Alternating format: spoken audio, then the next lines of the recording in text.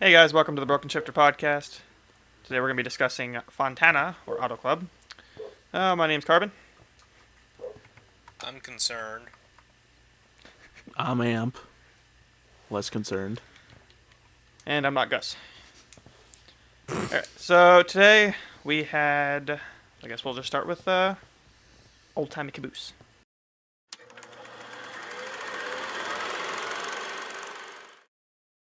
Stage winner, MTJ. Stage winner, MTJ. Race winner, MTJ.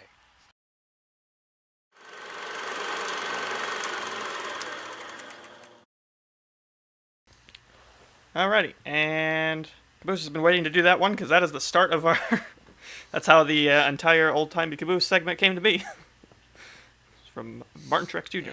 But yeah, so Truex swept all three stages. Pretty much, he didn't really dominate the whole race. He just kind of, like, it wasn't until the end of the stage. Well, it wasn't until the end of each stage when he finally started doing really well. So, but it was interesting to watch. And what are you guys' takes on Truex? Cole Pern knows how to make a fucking car because he was about on par until the caution came out from Harvick and Larson getting into it, and then whatever fucking adjustment he made was just top notch. Well, I mean, it's the exact speed that we've been expecting to see out of him after his dominating season last year, so Yeah, it's good to see him actually putting a car together. I thought he'd have won at least one of the races before, but I guess it's kind of a partial cookie cutter track, sort of. So I mean, this is probably a start at least he to his won at his dominance engine's homes track. Yeah. What is this, race number 6 now, and we've only had 3 different winners, and one of them's Austin Dillon. It's a weird season. Harvick won 3 in a row. 3. Yep, Truex won 1. Now we got Martinsville, which probably will lead to a new winner, I assume. As if not half the whole fucking field's wrecked out. Yeah. But yeah, so in the race we had Harvick got hit by Larson. He didn't end up going out, but it did some severe damage, and Harvick ended up finishing about 9 laps down. Basically what happened is Harvick said that he was going down to side draft Larson, and I assumed Larson was probably doing the same thing, going up to him to side draft, and they had a collision, and it damaged Harvick's car. Larson's was fairly unharmed. I think he had some slight fender dents, but that was really about the extent of it. Yeah. Larson was still able to get into third place, so his car was still good. Maybe not as good as it could have been, but still very good. Amp, what was your response on the group chat as soon as that happened? Fuck! So, I mean, after seeing it a lot more, it did look like a just a racing accident. But that's just me. I believe all of us, or all but Justin, had Harvick on our fantasy list. Everybody did. And we all pulled him. Mm-hmm. We would be dumb not to. Pretty much. I think we all had Larson as well. So that was an interesting moment. Yeah. Basically, the only way that Justin and I, or Carbon, we've been falling behind on the fantasy league. We'll have our moments of glory, but that's about it. It's just a moment. And the only way for us to actually catch up for the Auto Club race was for Caboose to get wrecked out, and the only way for Justin Carbon to win was for both Caboose and Truex to get wrecked out. Because the listings were very similar, and the only people to have Caboose was Amp and Hurton. Yeah. I lost again. That was exciting. Alright. Let's see. Next we had Blaney doing some drift moves, which put him into the wall. He came out fairly unharmed. He had some... his fender was pushed in a little bit, and so he had to come into pit road and pull that out. Other than that, it was fairly fine. He ended up getting back onto the lead lap pretty quick. I don't remember what position he finished, but think a top 10. Top I 10 or think he top was up 15. I want to say something. top 10.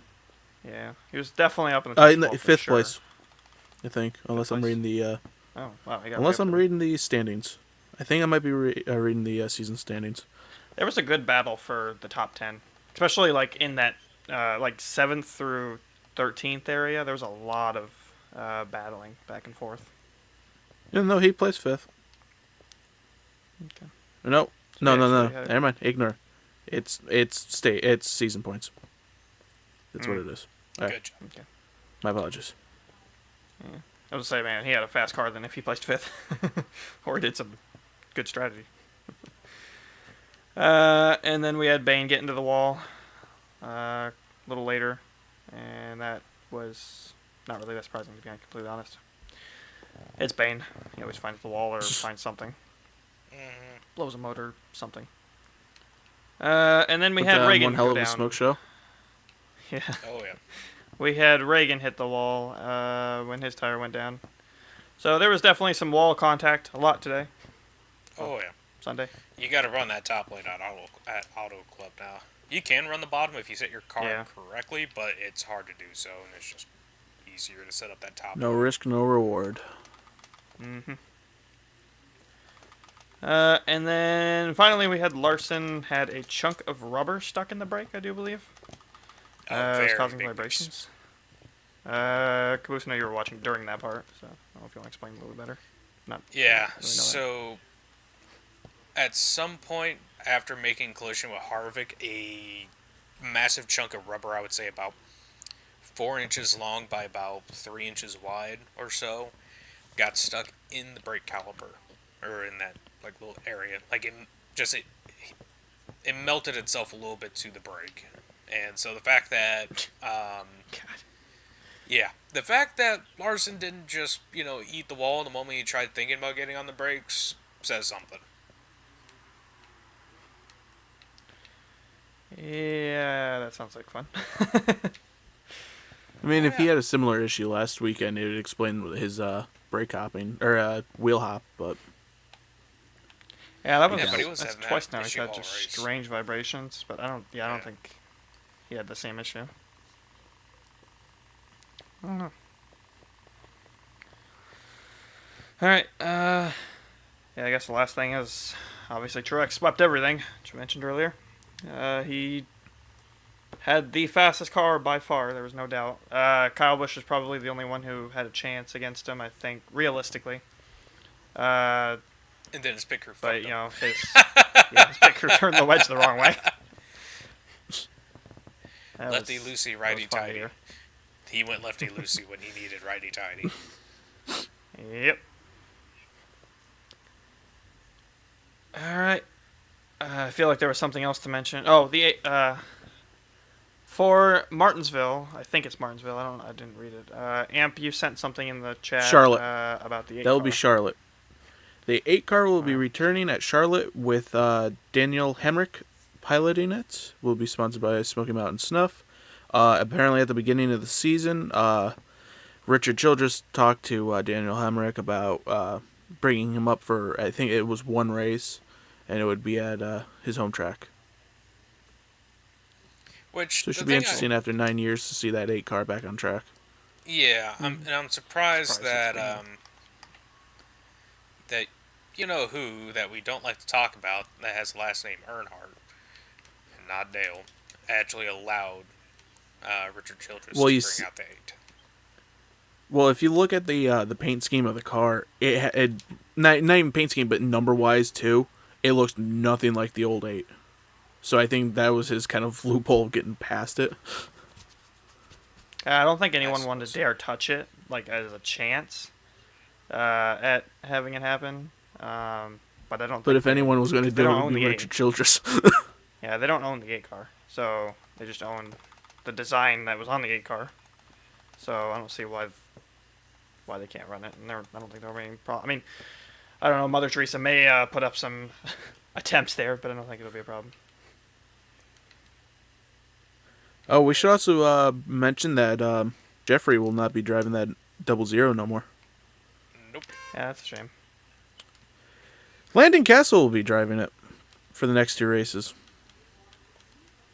But his Jeffrey's sponsor VRX, I think it is, the virtual reality headset makers there, will be following him no matter where he goes, they said. Interesting. All right. Any last comments about Auto Club? Some good racing. The broadcast did an okay job when it came to showing the racing. They kept going back to MTJ a lot. There were less commercials, I noticed. Commercial breaks. I didn't feel like there were... A lot more side by side. Like most races, it felt like... It always feels like it's just like, oh my god, another commercial. It was like 2 minutes ago. At this time, it actually felt like they showed more racing than actual commercials.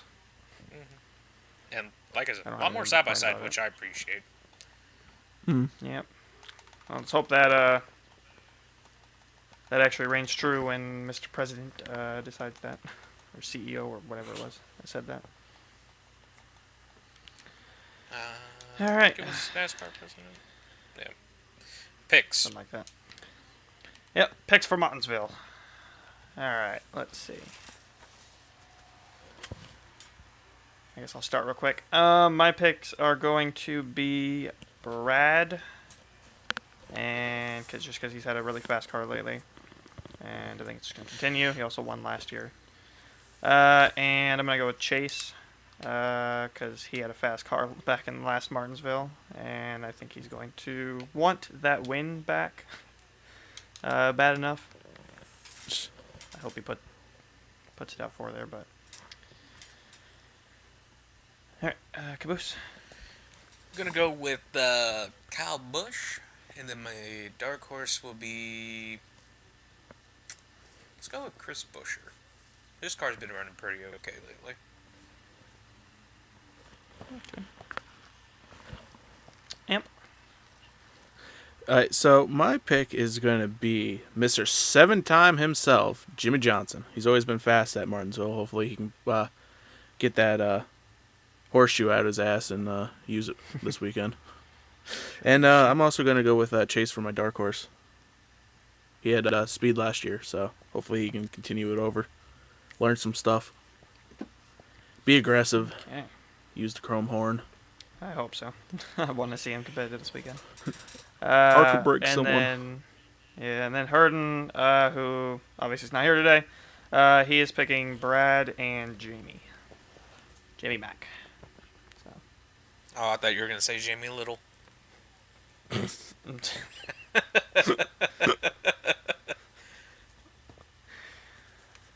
Alright. We'll see. Maybe he is. I don't know. He just... But you never know. all right. So, it's been the Broken Shifter podcast. Fontana. Carbon. I'm still concerned. And I'm Amp, who is not concerned.